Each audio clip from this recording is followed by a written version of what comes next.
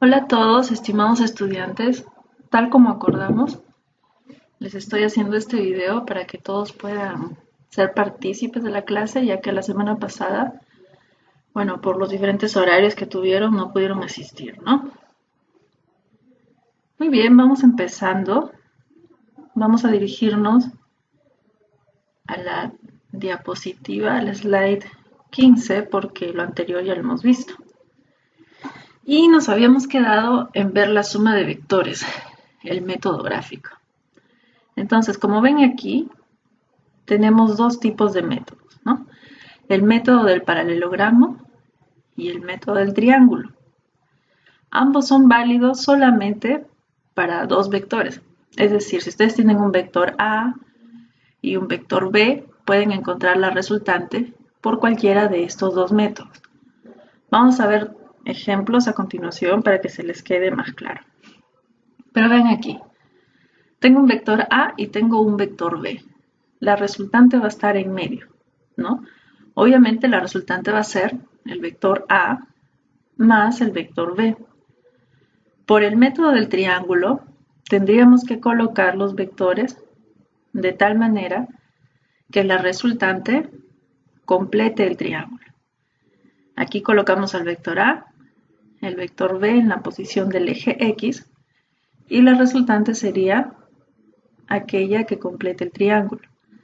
Y aquí también sería la suma. Y el otro método es el método del polígono. Este método es válido cuando tenemos de dos vectores a más. Y la resultante va a ser la suma de todos los vectores, ¿sí? Si por ejemplo tenemos un vector A, un vector B, un vector C y un vector D, y nos piden encontrar la resultante de todos estos vectores, entonces la resultante va a ser la suma de los vectores ya mencionados.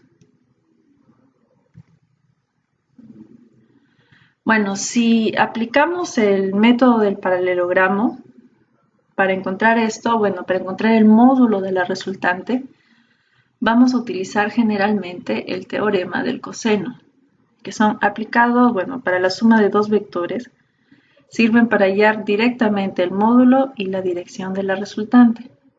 Tengo aquí mi vector A y tengo aquí mi vector B. Mi vector resultante por el método del paralelogramo, el vector A más el vector B. ¿Sí? Y vemos que la resultante con el vector B están haciendo un ángulo alfa. Y el vector A con el vector B están haciendo un ángulo teta. Entre la resultante y el vector A hay un ángulo beta. Entonces, del gráfico, ¿qué podríamos decir? Que alfa más beta es igual a teta. Muy bien, ¿cómo encontramos el módulo de este vector resultante? ¿Qué es lo que generalmente nos piden en los ejercicios? Porque lo vamos a necesitar, ¿sí? El módulo y la dirección. ¿Cuál dirección? Nos estamos refiriendo a este ángulo teta, porque generalmente queremos saber cuál es el ángulo que están formando dos vectores, ¿sí? Muy bien, entonces para encontrar la resultante vamos a utilizar el teorema del coseno. El teorema del coseno me dice que la raíz cuadrada, bueno, la resultante sería igual a la raíz cuadrada del módulo del vector A al cuadrado más el módulo del vector B al cuadrado más dos veces el módulo de A por el módulo de B por el coseno del ángulo teta, ¿sí? El coseno del ángulo que están formando estos dos vectores. Ya hemos aprendido nosotros en clase a encontrar el módulo de cada vector. Entonces es cuestión de que ustedes repasen y vean cómo encontrar el módulo para luego reemplazar directamente aquí y encontrar el módulo de la resultante. ¿Sí? Muy bien, vamos viendo un ejemplo ahora. Tenemos aquí el ejemplo 1. ¿Qué me dice el ejemplo 1? Hallar el vector resultante de dos fuerzas de 4kp y 3kp aplicados en un punto O y formando un ángulo de 60 grados con la horizontal. Muy bien, ¿y qué es un kp? Un kp es la abreviatura de un kilopondio, ¿sí? Un kilopondio equivale a 9,81 newton. Entonces estamos hablando de unidades de fuerza, que ya hemos visto también en la primera clase. Ok. Me dicen hallar el vector resultante de dos fuerzas de 4 kp y 3 kp. Entonces, como vemos en el gráfico, tengo el vector OA, 4 kp, el vector OB, 3 kp, y me dicen que forma un ángulo de 60 grados con la horizontal. Es decir, que el ángulo entre el vector OB y OA es de 60 grados, ¿sí? Y hay un ángulo alfa aquí, que por ahora no me piden encontrar, al menos no con el método del paralelogramo. Podríamos utilizar este ángulo si queremos utilizar el método del triángulo, que por el momento no lo vamos a ver. Muy bien, entonces vamos a encontrar el módulo de la resultante.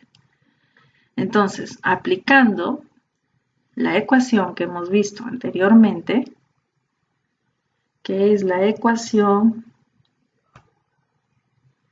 la que tenemos aquí, ¿sí? El módulo de la resultante raíz cuadrada de todo esto, es decir, el teorema del coseno. Aplicando el teorema del coseno, entonces, al ejercicio que tenemos acá, tendríamos que la resultante al cuadrado es igual al vector OB al cuadrado más el vector OA al cuadrado más 2 veces el vector OB por el vector OA por el coseno del ángulo θ. ¿A qué ángulo se refieren? Lógicamente, al ángulo que forman entre estos dos vectores. Entonces es cuestión de descomponer nada más, ¿no? Reemplazar los valores. La resultante aquí sería igual a la raíz cuadrada de 3 kilopondios, el módulo del vector OB al cuadrado, ¿sí? Más el módulo del vector OA al cuadrado, que es 4 kilopondios, en este caso al cuadrado, más 2 veces el módulo del vector OB nuevamente, 3, y el módulo del vector OA, 4, por el coseno del ángulo entre ambos vectores, que en este caso va a ser 60, coseno de 60. Ok, cuestión de colocar en la calculadora y obtenemos que el valor de la resultante es de 6,1 kilopondios. Y como ven, está bastante sencillo, al menos para hacer uno de los primeros ejemplos que estamos tocando. Muy bien, veamos ahora el ejemplo 2. ¿Qué me dice el ejemplo 2? Un barco navega hacia el norte con una velocidad de 12 nudos. Sabiendo que la velocidad de la marea es de 5 nudos y dirigida hacia el oeste, calcular el módulo, dirección y sentido del vector velocidad resultante del barco. ¿Sí? Entonces vamos a hacer un pequeño gráfico primero. Me dice, el barco navega hacia el norte, como vemos aquí, con una velocidad de 12 nudos. ¿Sí? Y me dice que la velocidad de la marea es de 5 nudos dirigida hacia el oeste. Entonces tenemos aquí la velocidad de la marea, 5 nudos, dirigida hacia el oeste. Habíamos mencionado nosotros en clase que la velocidad es un vector, ¿sí? La velocidad es un vector igual a su rapidez, que en este caso son 12 nudos y 5 nudos. Ok, entonces para encontrar la resultante de este ejercicio, que es lo que nos piden, podemos usar dos métodos, o el método del paralelogramo o el método del triángulo. Pero como en este caso ambos vectores están haciendo un ángulo de 90 grados entre ellos, ¿sí? Entonces cualquiera de los dos métodos nos va a llevar al mismo resultado. Es decir, en este caso la resultante, vean acá, sería igual a ¿qué? A la raíz cuadrada de el vector ON, vamos a llamarle así, que es 12 al cuadrado, más el vector OA, que es 5 al cuadrado, y aquí nos faltaría esta parte que vemos en el ejemplo del costado, ¿sí? Es decir, aquí nos faltaría más 2 veces el vector ON, que sería 12, por el vector OO, bueno, que es 5, por el coseno del ángulo que forman ambos vectores. Pero ¿cuál es el coseno del ángulo que forman ambos vectores? El ángulo que tenemos aquí es de 90 grados. Entonces tendríamos coseno de 90 grados y coseno de 90 grados es 0. Es por eso que aquí ya no colocamos esta parte. Solamente estamos colocando 12 al cuadrado más 5 al cuadrado. ¿Qué es lo que tenemos? Hasta acá. ¿Sí? Muy bien, resolvemos y obtenemos aquí un resultado de 13 nudos. Ahora, me piden calcular el módulo, pero también me piden calcular la dirección y el sentido del vector velocidad. Para encontrar la dirección y el sentido, como habíamos mencionado en la primera clase, a lo que está haciéndonos referencia a esto es al ángulo, ¿sí? Al ángulo que está haciendo, en este caso, el vector resultante con el vector velocidad que está dirigido hacia el norte. Es decir, con el barco que está navegando hacia el norte. ¿Cómo encontramos eso?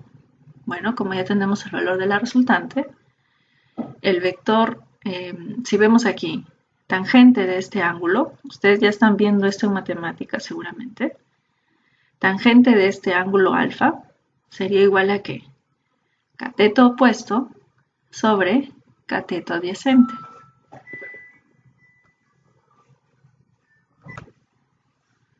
Ok, cateto opuesto sobre cateto adyacente. Entonces tendríamos 5 sobre 12. La tangente de este ángulo alfa va a ser 5 sobre 12. Cuando nosotros queremos encontrar el ángulo alfa, no sé si ya lo han visto en curso de matemática o lo han visto en el colegio, pero de todas maneras se los recalco aquí.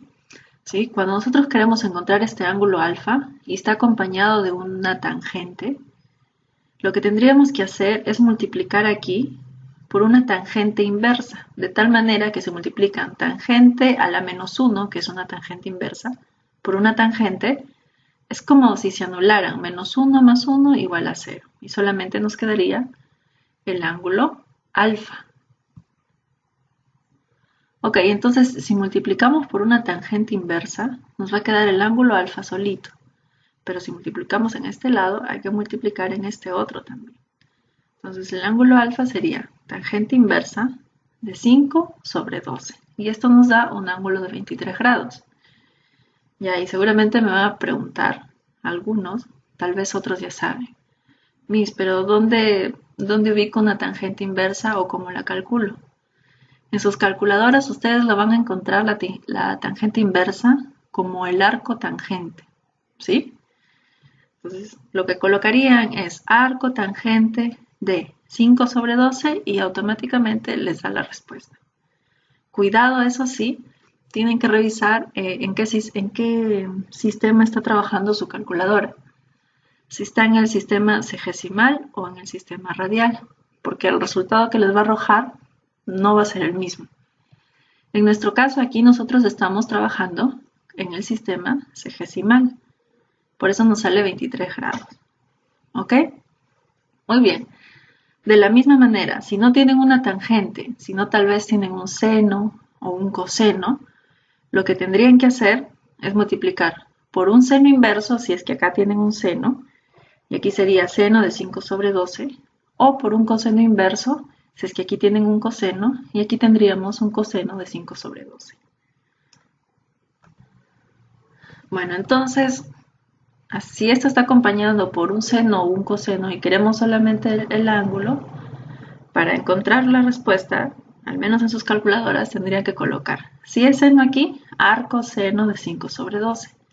Si está acompañado de un coseno, sería arco coseno de 5 sobre 12. Y matemáticamente lo pueden representar como tenemos aquí. Bueno, en nuestro caso es tangente, ¿no? Entonces, esto es tangente inversa o tangente a la menos 1. Si fuera seno, sería seno inverso o seno a la menos 1. Y si es coseno, sería coseno inverso o coseno a la menos 1. Eso matemáticamente. ¿Ok? Cualquier duda que tengan cuando nos veamos en clase ya me la hacen saber. Y vamos a la siguiente diapositiva. Un ejemplo más. ¿Qué me dicen aquí? Hallar gráficamente las siguientes sumas y diferencias con los vectores A, B y C. ¿Sí? En la pregunta A me dicen calcular A más B. Tengo el vector A, un vector B y un vector C. Entonces, si me piden calcular A más B, ¿qué tendríamos que hacer? Completar la figura. Como vemos acá, la respuesta esta es la A. Ubicamos al vector A, ubicamos el vector B, y la respuesta, es decir, la suma es la resultante, ¿no?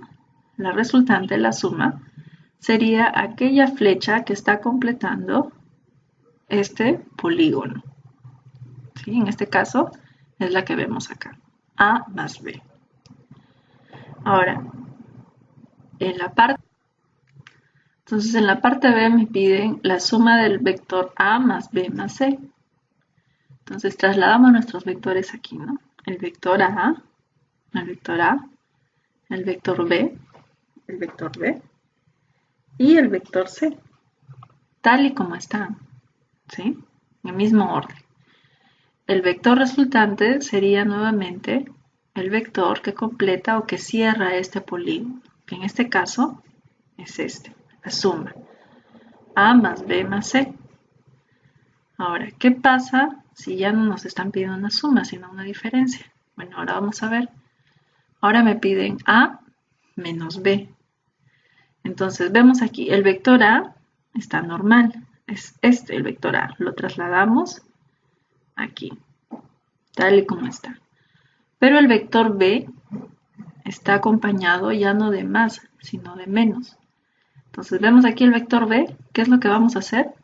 Si B es así positivo, B negativo sería invertido, es decir, la cabeza va a estar ubicada aquí. Y es por eso que cuando lo trasladamos aquí, vean, está invertido, ¿sí? Ya no está hacia arriba, sino está apuntando hacia abajo. Entonces sería A menos B. Y nuevamente, la resultante, o en este caso la diferencia, va a ser el vector que cierre, en este caso, el triángulo, ¿no? Esta figura. Muy bien, en la parte D me piden A más B menos C. Entonces, vamos a ver, A está positivo, lo trasladamos normalmente. B es positivo, lo trasladamos también normalmente. Pero C es negativo. Entonces ya no va a estar apuntando hacia abajo cuando lo traslademos y lo coloquemos en nuestra gráfica, ¿no? Sino va a estar apuntando hacia arriba, tal y como vemos aquí. ¿Cuál sería nuestro vector resultante? Nuevamente, aquel que cierre el polígono. Pero vean que va siempre desde el origen del primer vector, que en nuestro caso es el vector A, hasta donde termina nuestro último vector, que en este caso es el vector C. Entonces, todo este vector sería nuestro vector resultante, ¿sí? A más B menos C. Muy bien. Estos son los casos particulares, que ya vimos un ejemplo. Cuando el ángulo que forman ambos vectores es de 90 grados, ¿cómo queda la resultante? Pues queda la ley de cosenos, queda expresado de esta manera, ¿sí? Y bueno, aquí tenemos otro caso cuando vemos que el ángulo acá es de 120 grados, es mayor de 90 grados, ¿sí? Y hay que recordar que cuando utilizamos la ley de cosenos, el coseno del ángulo puede ser negativo. Cuando el ángulo es menor de 90 grados, el coseno del ángulo es positivo. Pero cuando el ángulo es mayor de 90 grados, el coseno de ese ángulo va a ser negativo. Entonces, cuando ustedes reemplacen, por ejemplo, tienen un ejercicio así, ¿sí? Donde el ángulo es mayor de 90 grados, de 120 grados, el coseno les va a arrojar un valor negativo, ¿ok? Eso tienen que tenerlo siempre presente. Y vemos dos ejemplos más para estos casos. Me piden aquí descomponer un vector fuerza de 100 kp, acá es 100, ¿sí? Ah, no, perdón, 1000, que forma un ángulo de 53 grados con la horizontal en sus componentes vertical y horizontal, ¿no? Ok, esto es bastante sencillo. Tengo un vector aquí, un vector fuerza de 1000 kp y me piden que lo descomponga en el eje X y en el eje Y mediante este ángulo. Hemos visto también algunos ejemplos en clase la vez pasada, pero es importante volver a recalcar esto porque, bueno, este tipo de ejemplos lo van a ver ustedes en su carrera, pero a más no poder, ¿sí? Obviamente no lo van a ver tan simple como este. Lo van a ver en el espacio y con muchas más fuerzas, con muchos más ángulos. Por eso es importante que lo aprendan bien y vayamos empezando desde algo simple. Muy bien, entonces vean aquí. La descomposición de la fuerza en el eje X de esta fuerza sería igual a ¿qué? A 1000 kp, que es el módulo de la fuerza de este vector, por el coseno del ángulo 53. ¿A qué es igual esto? 1000 coseno de 53, 3/5. Y esto me va a dar 600 kp. ¿Sí? Y la descomposición de la fuerza en el eje Y va a ser 1000 por el seno del ángulo 53. En este caso sería 1000 por 4/5. Y esto me da 800 kp. Entonces grábense bien esta parte de aquí. Es coseno cuando el módulo está, mejor dicho, cuando el ángulo está entre las dos fuerzas que van a descomponer. En este caso el ángulo está aquí pegado, ¿no? 53 grados entre 1000 y la descomposición de la fuerza en X. Y en este caso es seno. Aquí no vemos ningún ángulo. ¿Ok? Entonces aquí la descomposición de la fuerza en Y sería 1000 por el seno. Muy bien, veamos otro ejemplo. Un bloque prismático de peso 300 kp se apoya sin rozamiento en un plano inclinado a 25 grados con horizontal. Me piden hallar A, la componente del peso normal y paralela al plano, y B, qué fuerza F3 paralela al plano será necesario aplicar al cuerpo para que ascienda por la rama. Ok, entonces para resolver este ejercicio, chicos, entra un concepto bastante importante que es el sistema de referencia, ¿sí? Hasta ahora nosotros hemos estado viendo sistemas de referencia euclidiano que empieza, digamos, aquí en este punto. Entonces aquí nosotros tenemos el eje X y el eje Y. Pero en este caso nos resulta mucho más fácil trabajar en un sistema de referencia que empiece aquí en este punto, vean, ¿sí? Para arriba va a estar nuestro eje y en esta dirección, sigan la flecha, va a estar nuestro eje X. Esto yo lo voy a explicar en clase y de todas maneras lo vamos a ver en sesiones futuras. Y ustedes van a entender ahí mucho más por qué es más fácil trabajar o trasladar el punto de referencia a este punto, ¿sí?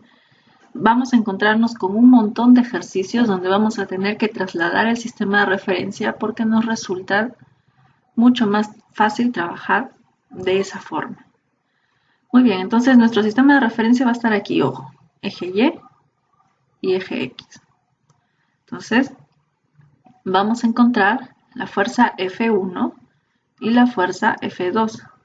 La fuerza normal, vean, normal significa 90 grados, y la fuerza, bueno, 90 grados al plano, al plano de movimiento en este caso. El plano de movimiento en este caso es este.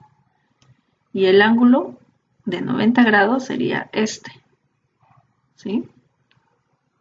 Desde aquí hasta el vector F1. Ahí es 90. Y la componente paralela al plano, obviamente es esto de aquí, ¿no? El plano de movimiento de la fuerza paralela, al F2.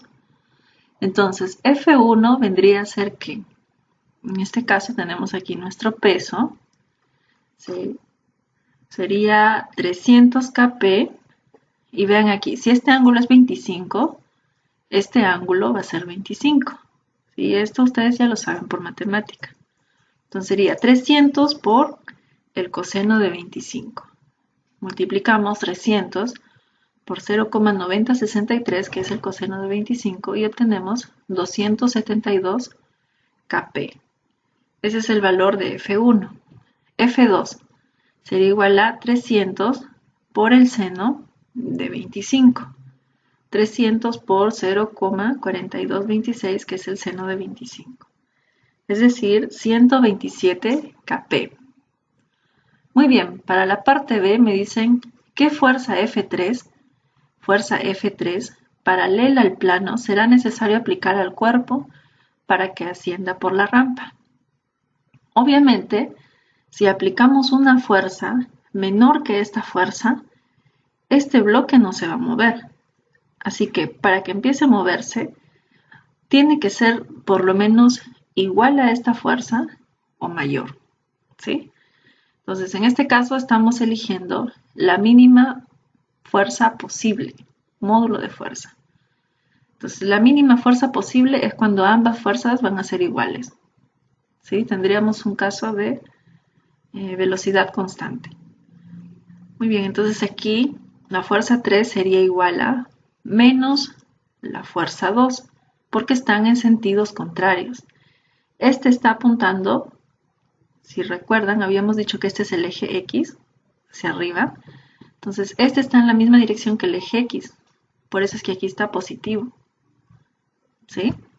Mientras F2 está contrario a la dirección de nuestro eje X. Por eso está negativo.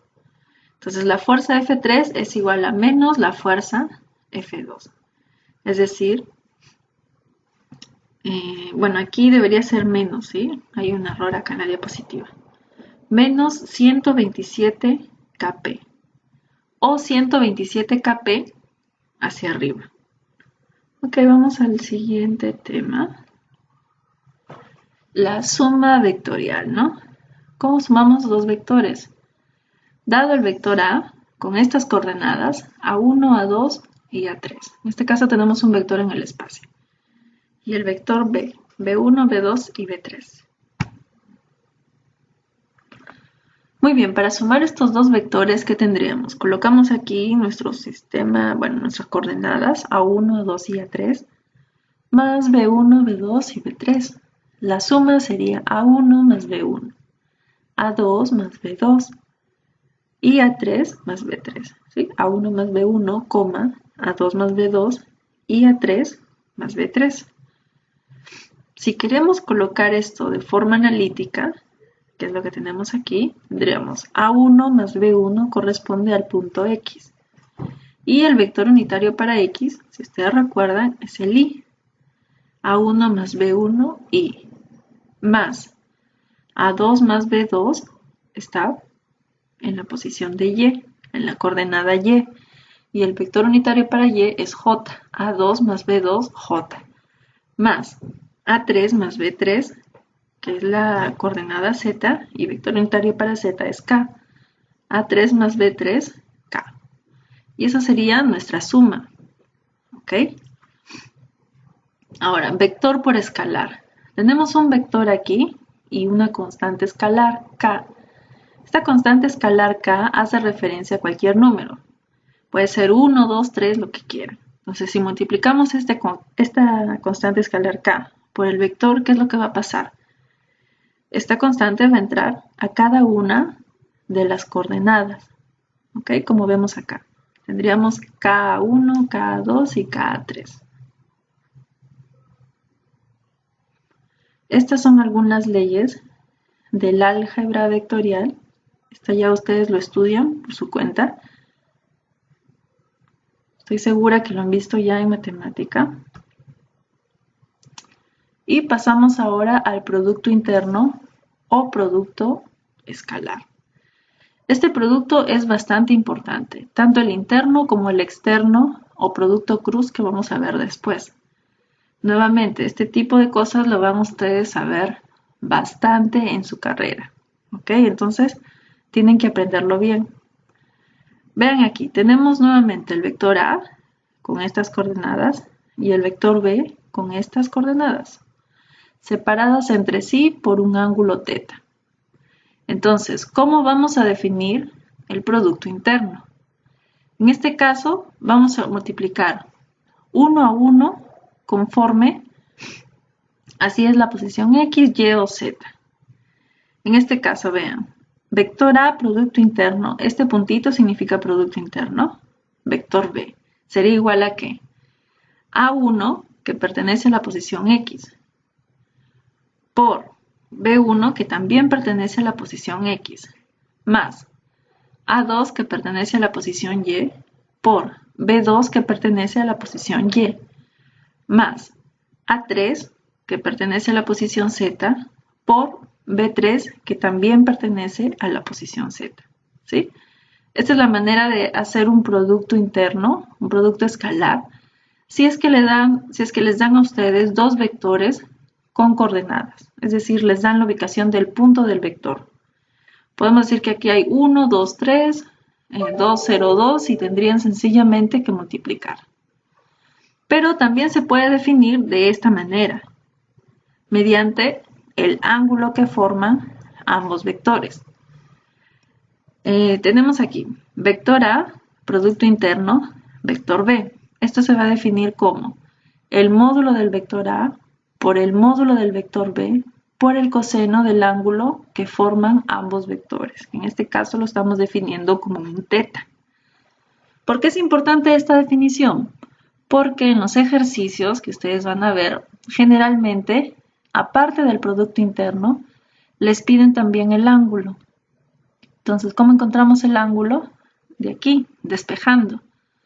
¿Sí? Sería que si despejamos solamente el coseno, tendríamos el producto escalar de A por B sobre el módulo de A por el módulo de B.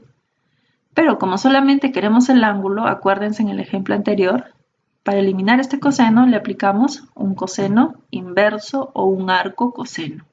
¿Sí? Y el ángulo estaría definido entonces de esta manera.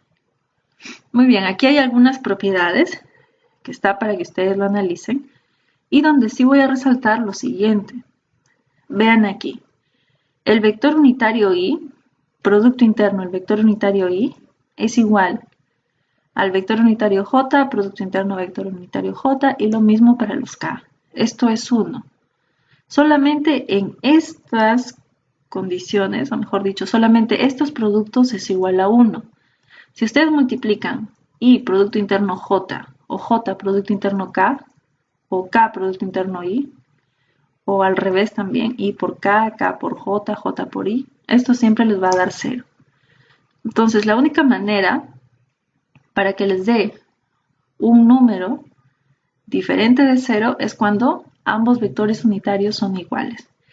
Esto solamente cumple para el caso del producto interno. En el caso del producto externo es totalmente diferente. ¿Sí? Muy bien. Ahora, si el producto interno es 0 y A y B, no son vectores nulos, entonces A y B van a ser perpendiculares. ¿Sí? Vamos a ver un ejemplo de eso al respecto. Vemos aquí, ejemplo 6. Ejemplo 6, sea el vector U 2,3 y el vector V menos 7,1. Me piden encontrar el producto interno entre U y V, sus magnitudes y el ángulo que forman entre ambos.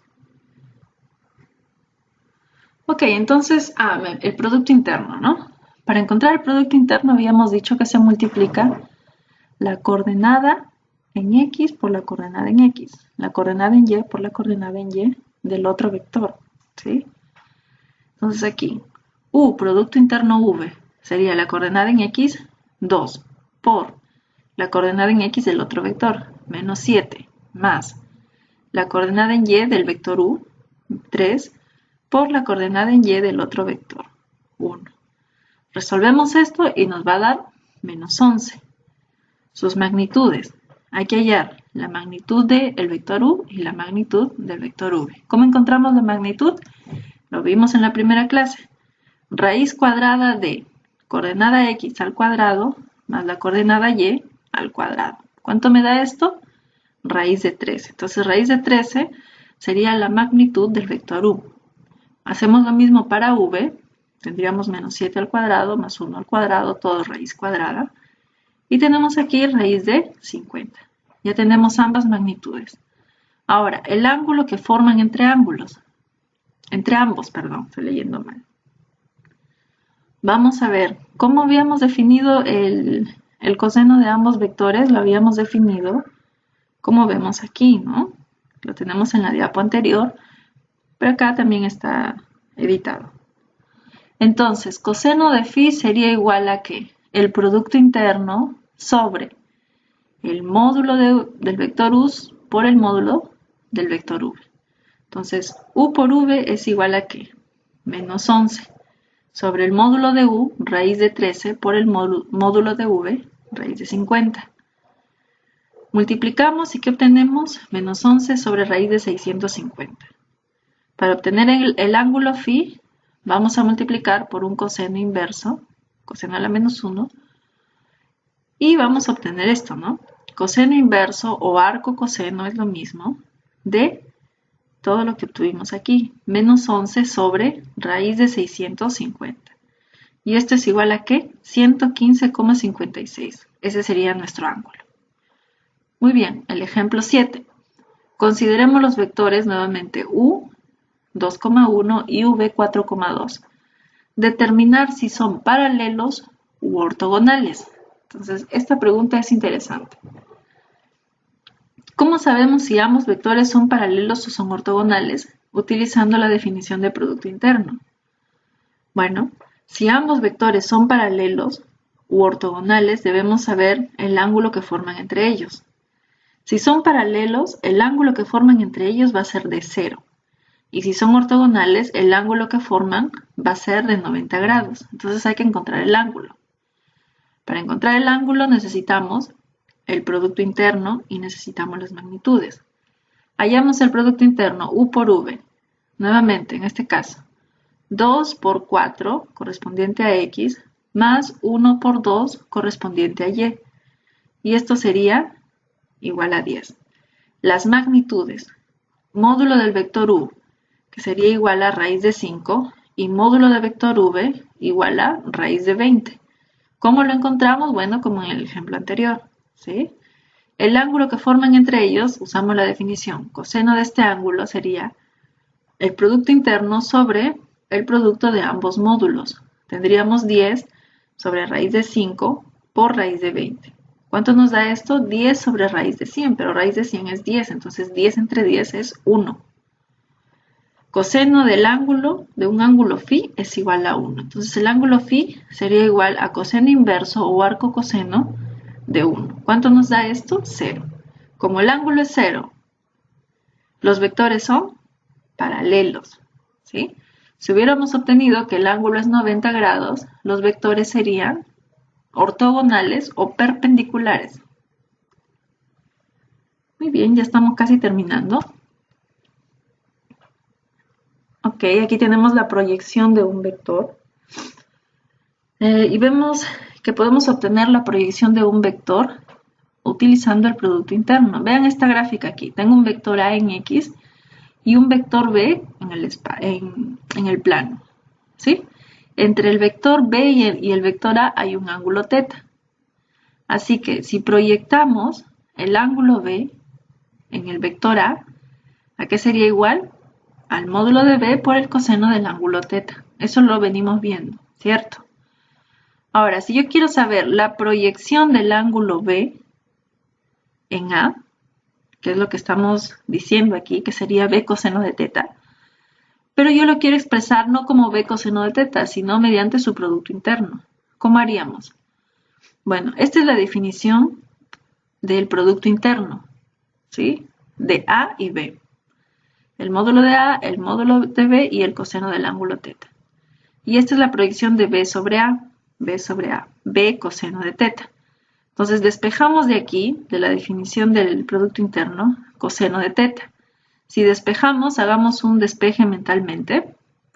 Tendríamos el producto interno de A por B sobre el módulo de A por el módulo de B, ¿sí? Entonces, vamos a reemplazar lo que tenemos aquí, A por B, sobre el módulo de A por el módulo de B aquí. Y nuestro resultado, ¿qué sería? Sería el siguiente.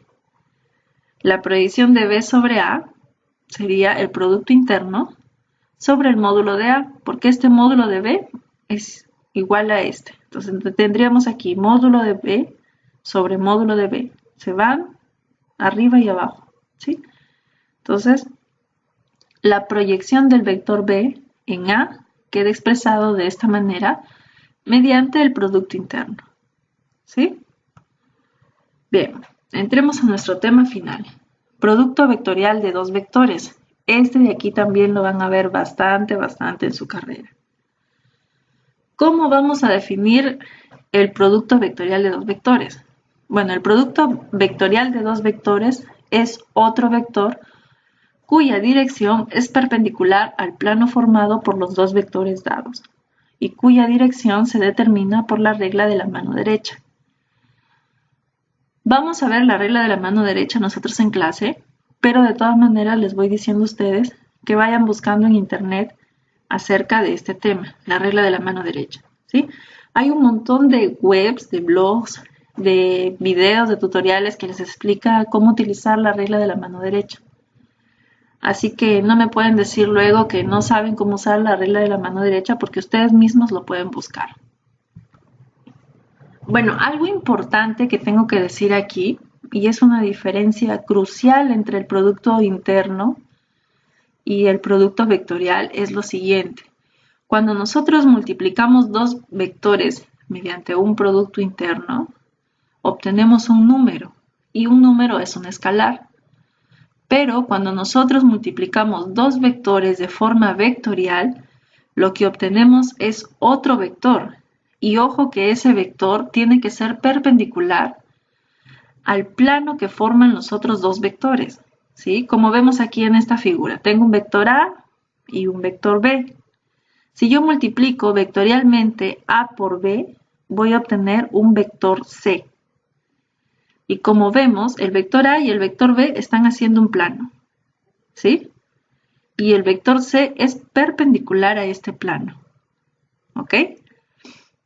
Muy bien, entonces esa es la diferencia. Grábense bien esto, por favor. El producto interno nos da un número. El producto vectorial nos da otro vector, ¿sí? Entonces, A producto vectorial B me va a dar un vector C. Ahora vamos a ver la definición. Bueno, estas son algunas propiedades. Algo interesante es que el producto vectorial no cumple la ley conmutativa del producto cruz, ¿sí? Generalmente ustedes en el colegio les han dicho, el orden de los factores no altera el producto. Es decir, que se multiplica 3 por 5 es igual a 5 por 3, porque igual les va a dar 15.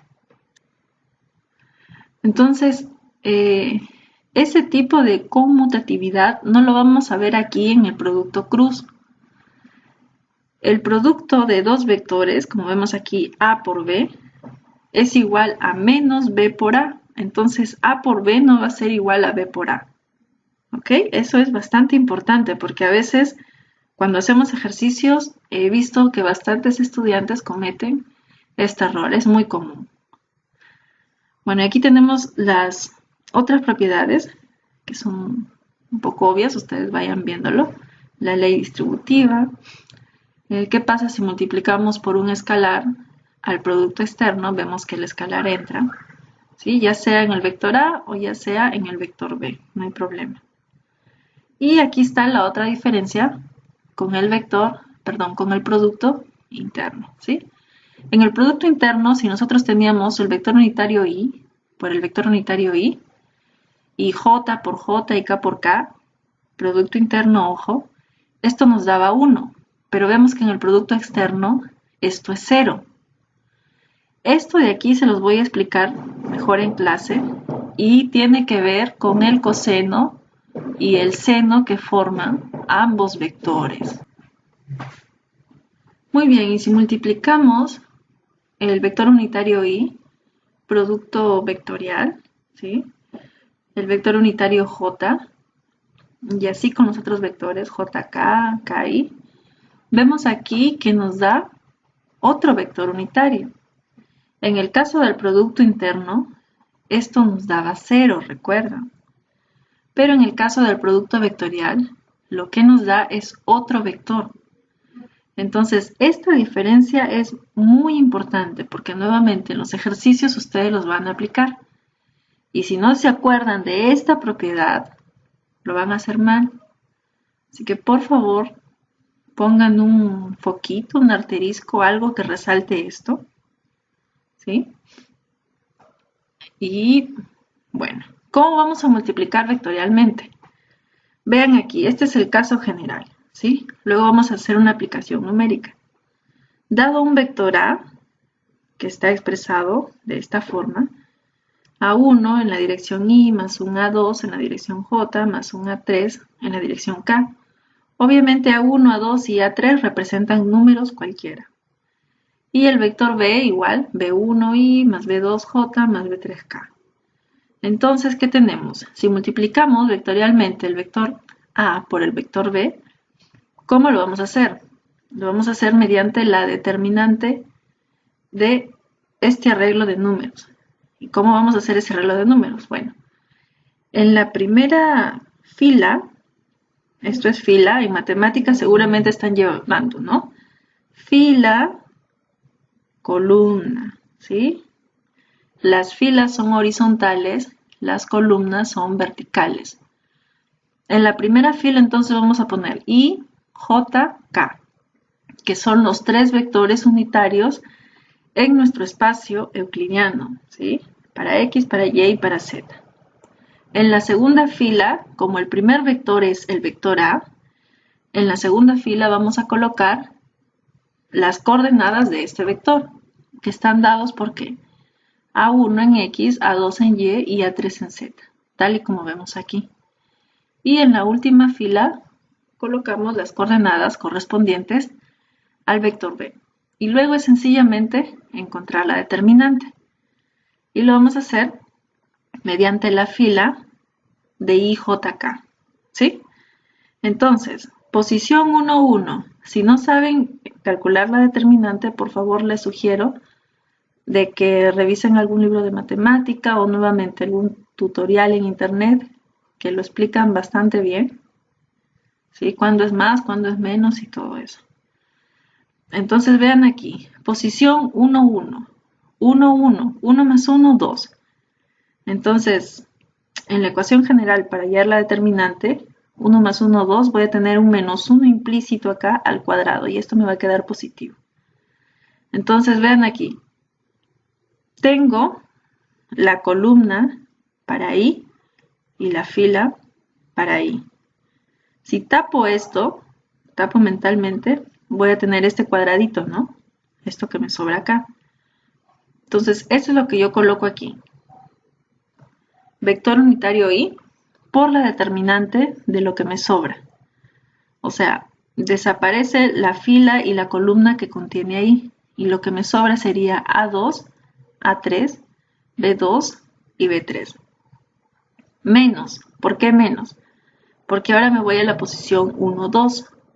Y aquí hay implícito un menos 1 a la 1 más 2. Y menos 1 al cubo es menos 1. Por el vector unitario J. Y nuevamente voy a tapar fila y columna que contiene J. Tapo fila, tapo columna y me va a quedar A1, A3, B1 y B3. ¿Sí? La determinante de esto. Más posición 1, 3, menos 1 a la 1 más 3 es menos 1 a la 4 y eso es positivo más vector unitario K. tapo fila y columna que contienen acá y me va a quedar A1, A2, B1 y B2, ¿sí? Lo que tenemos aquí, determinante. Muy bien, vamos a ver una aplicación para que quede más claro. Muy bien, aquí hay otro ejemplo. Entonces, efectuar el producto vectorial entre los vectores U y el vector V, que están expresados de esta manera. Entonces, recordando que el producto vectorial de U por V me da otro vector, ¿sí? Yo lo voy a llamar un vector W. Entonces vamos a encontrar este producto mediante la determinante. ¿Qué colocamos en la primera fila? Los vectores unitarios, I, J, K. En la segunda fila, las coordenadas correspondientes al primer vector, que en este caso es las coordenadas del vector U. ¿Cuáles son las coordenadas del vector U? 2 para X, 3 para Y y 4 para Z, ¿sí? Luego colocamos las coordenadas correspondientes al vector V. 5 para X, 6 para Y y 7 para Z. Y ahora procedemos a operar. Posición 1, 1. Tapamos la fila y la columna que contiene al vector unitario Y y nos quedaría la determinante de 3, 4, 6 y 7. Lo que tenemos aquí. Menos J, ya dijimos por qué es menos. Tapamos fila y columna que contiene J, tapamos mentalmente, y que tenemos 2, 4, 5 y 7, ¿sí? Más, vamos ahora con el vector K, con el vector unitario K, tapamos fila y columna y tenemos que nos queda 2, 3, 5 y 6. Ahora, ¿cómo encontramos esto? Hay que utilizar una cruz, ¿no? Muy bien, entonces vean aquí. Determinante de este arreglo de números cuadrados. ¿Qué tenemos? Tendríamos 3 por 7 menos 4 por 6 en I. Menos, este menos de aquí. Y aquí, ¿qué tendríamos? 2 por 7 menos 4 por 5 en J. Más 2 por 6 menos 3 por... Aquí debería ser 5 y no 6, hay un error acá. Entonces vamos a colocar 5, ¿sí? Ok, y luego resolvemos nada más. 7 por 3, 21, menos 6 por 4, 24. 21 menos 24, menos 3 en I. Menos, aquí voy a tener 2 por 7, 14. Menos 20, ¿cuánto queda? Queda menos 6, pero por este menos va a quedar más 6 en J. Y finalmente, tenemos aquí 2 por 6, 12, menos 5 por 3, 15, ¿no es cierto? 12 menos 15, menos 3 en K. Este sería nuestro vector W, nuestro producto vectorial entre U y V. Si no les queda claro alguno de estos detalles, bueno, hay que revisar, hay que repasar. De todas maneras, en clase ustedes me lo consultan, ¿sí? Si es que no les quedó claro. Pero asegúrense, por favor, de repasar. Nuevamente les repito, hay varios tutoriales en internet, varias páginas donde explican con bastante claridad y bastantes ejemplos este tipo de operaciones. Si es que no lo han visto, y si lo han visto, pues entonces lo están entendiendo perfectamente. Entonces, con esto terminamos por hoy. Sí les digo que va a haber una práctica en el Trilce, así que la descargan referente a este tema. No sé si se han dado cuenta, pero ya he subido una práctica anterior y esas prácticas me las van a tener que presentar de forma grupal porque esas van a ser sus notas de sus informes semanales. ¿Ok? Ahora, esta semana va a ser feriado, lo cual nos va a retrasar un poco. Y supuestamente esta semana ustedes tenían una práctica calificada. Vamos a ver cómo arreglamos ese detalle, tal vez algún trabajo grupal que les tenga que dar para que también reemplace esa nota. Y les recuerdo que la semana 5 ya tenemos su examen parcial, ¿sí? Y bueno, el examen parcial lo vamos a tener que tomar hasta este punto, ¿no? Hasta el punto donde hemos llegado. No podemos tomar de más porque lamentablemente los feriados nos están comiendo y la primera semana la perdimos con ustedes porque tuvieron su inducción. Pues son 2 semanas menos.